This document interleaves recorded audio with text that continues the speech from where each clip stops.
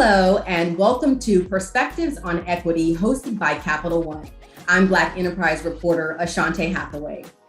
Perspectives on Equity is our joint video series focused on Black influence in the workplace.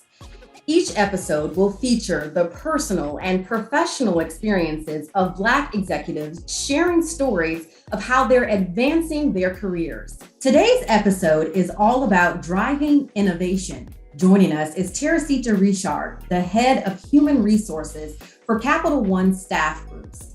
She shares how diverse perspectives and a culture built on innovation have helped Capital One transform the banking industry.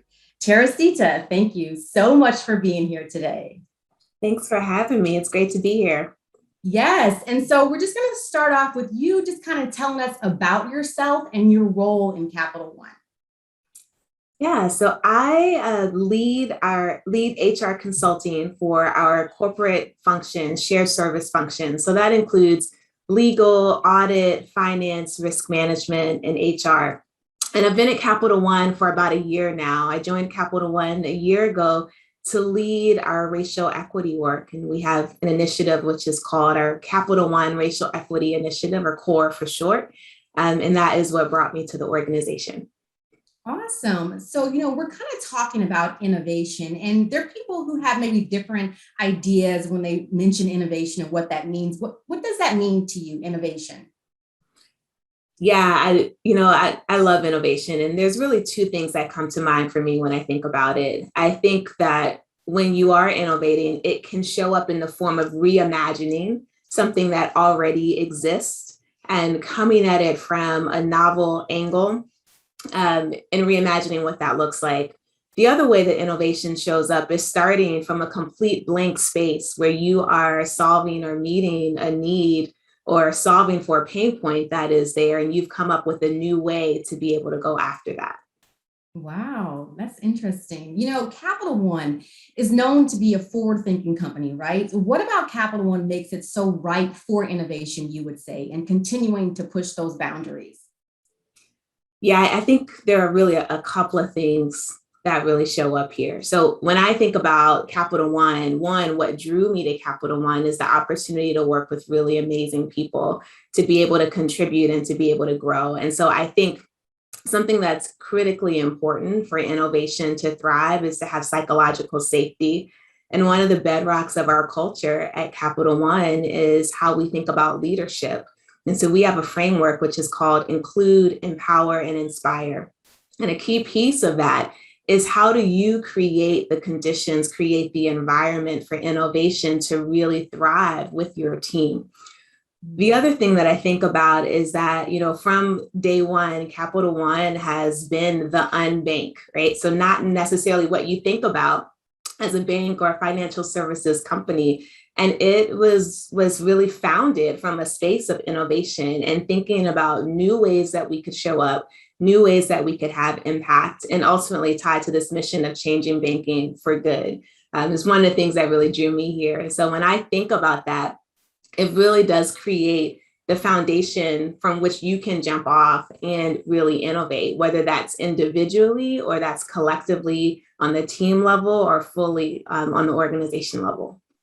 And you talked about your role, but you previously led diversity, inclusion, and belonging strategy, equity, and impact, right? So how did varied perspectives and diversity of thought contribute to innovation at that time?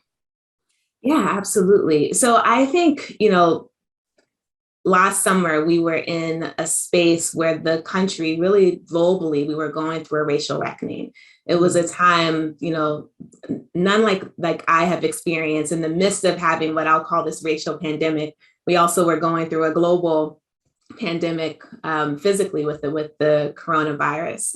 Those things together created this context where we had to think about how we would do things differently, whether that was on the corporate front or in the public sector. It was time up for doing things the way that they've been done before. And so when I think about this work around our initiative, the first place that it started was listening to our associates, and not just listening, but believing them around their experiences and what they experienced moving through this world and what they wanted to see differently. that was really the birthplace of creating a way that we would go after racial equity, inclusion, justice within our organization, as well as outside of our organization, and how we would have that impact on our associates, on our customers, on the communities that we serve. So I think always innovation starts from a place of listening and believing experiences, understanding what is unique about those experiences, and then from there, centering the people that you seek to have impact on, and including them, co-creating with them what that future could look like. And that's really what this work has been about, is co-creating how we would have that impact on our associates, on our future associates, as well as on our customers and the communities we serve. That is awesome. You know, people always want to be heard and they want to be listened to and know that they matter and their opinions matter in the workplace and they can speak up. So that is very interesting. But some people really do speak out and say there are some roadblocks, right? So how do you get past those roadblocks and cause disruption in inclusive innovation? Yeah, so I think first is the belief that there's a purpose for disruption and there's a purpose for agitation, right? So I think about just even within music, if everything is the same note and you're in unison, there's a time and a place for that. But if the whole song is unison all the way through and there are no dynamics, no disruption, no harmony, that can be a pretty boring song, right? So I think it's the same thing when it comes to innovation and how that shows up for us. So one of the things is making sure that you have a diversity of people within the room that are contributing to whatever the solutions are that you are going after. And that's diversity in terms of background, experience, thought, all types, right? So thinking about, do you have, when you look around the table, the virtual table, which many of us are around right now, when you look around that table, does everyone look like you? If they do, then that's thing one you need to solve for. Mm-hmm. Then the question becomes, are you listening to the people that are around the table? Have you created a safe space for people to be able to bring their ideas, to disrupt, to dissent? Because when you have that and you have a space where people can be vulnerable and take those types of risks, that's where the magic starts to happen. Mm-hmm. And I think about, there are formal ways that you can do that and informal ways you can do that around the questions that you're asking. What are we missing? What are we underestimating? What are we neglecting? Who have we not heard? How are we including them? What biases are we bringing in? Acknowledging that, and then actually using that for good, flipping that for good, where we can say, you know what, I'm bringing this lens in. I need to bring others in that have a different lens than I do so that they can help me to see where I can't see, because we all see in different ways. Wow. You know, I want you to touch on that a little more, I guess, because you're going to hear other corporations say, listen to that and say, wow, well, how do I remove those barriers? And you kind of touched on that, but what advice would you offer? Yeah.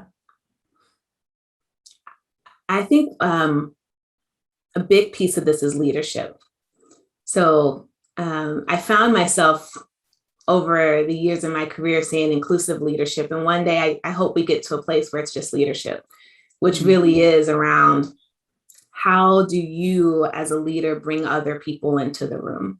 And so being able to start from that space of understanding what your strengths and weaknesses are, and then being very intentional around surrounding yourself with people that are going to bring those different perspectives, bring different strengths.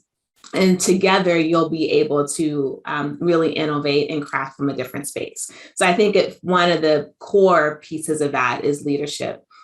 Another thing that I would say is, like, how are you creating the conditions for that innovation to happen?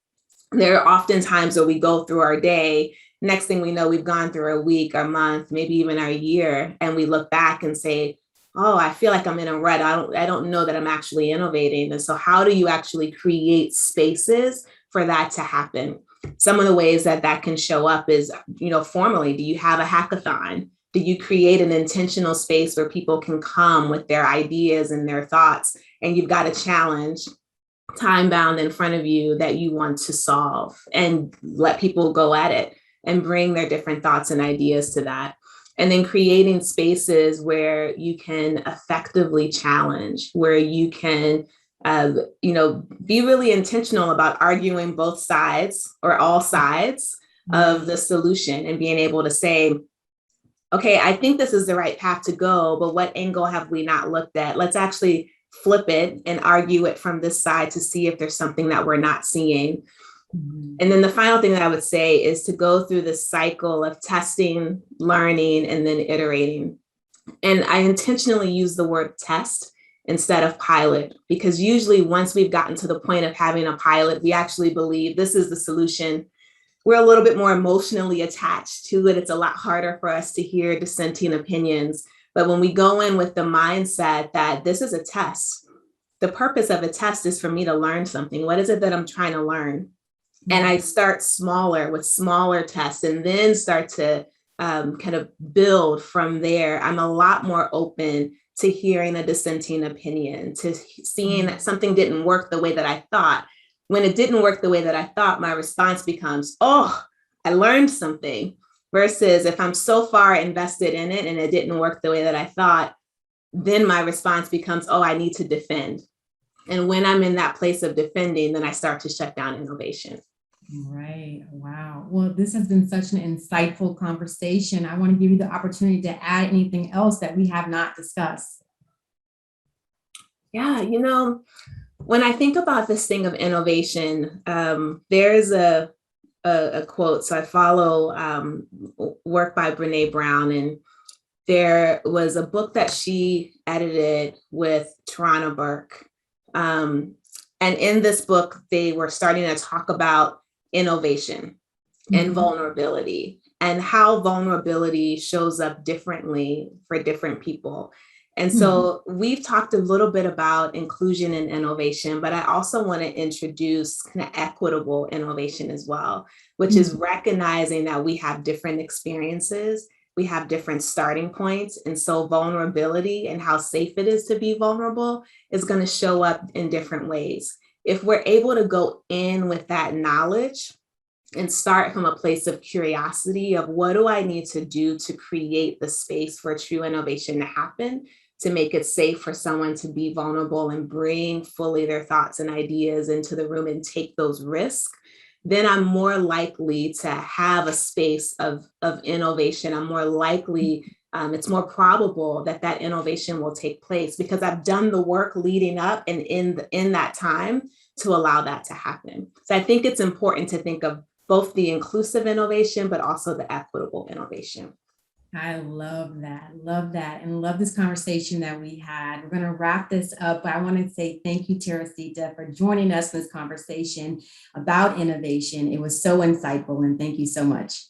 Thank you. This has been great.